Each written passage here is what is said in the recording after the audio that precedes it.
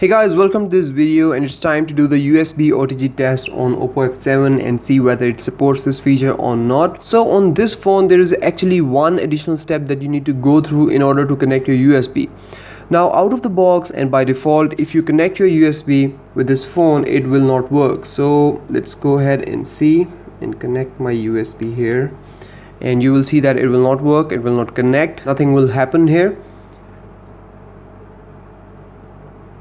So nothing is happening. Now let's take it out and go in settings, and here go in additional settings. Now here you will see this option OTG connection, turn it on, go back, and now try connecting your USB.